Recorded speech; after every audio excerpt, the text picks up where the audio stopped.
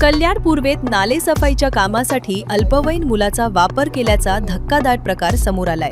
या घटनेचा video social मीडियावर व्हायरल झाल्यानंतर केडीएमसी प्रशासनात खळबळ उडाली असून उपमहापौर राहुल दामले यांनी या प्रकरणाची गंभीर दखल घेत कंत्राटदारावर कारवाईचे संकेत दिले।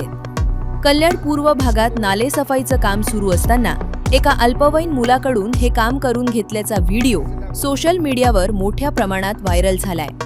या प्रकारामुळे नागरिकांमध्ये संताप व्यक्त होत आहे। या कामादरम्यान सफाई कामगारांच्या सुरक्षिततेसाठी आवश्यक साहित्यही पुरवण्यात आले नसल्याचं समोर आले आहे। केवळ खर्च वाचवण्यासाठी कंत्राटदाराकडून अशा प्रकारे बाल कामगारांचा वापर केला जात असल्याचा आरोप होत आहे। या घटनेची दखल केडीएमसी उपमहापौर राहुल दामले यांनी घेतली असून संबंधित कंत्राटदारावर कठोर कारवाई केली जाणार असल्याचं त्यांनी स्पष्ट केले आहे।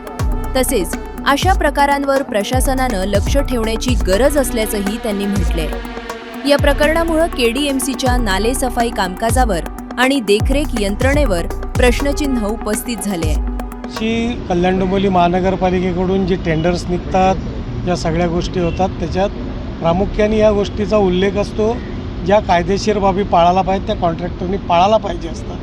पण दरवेळेला आपण बघतो की अशा चुकीच्या गोष्टी कॉन्ट्रॅक्टर लोक हे पैसे वाचवण्यासाठी करत असतात।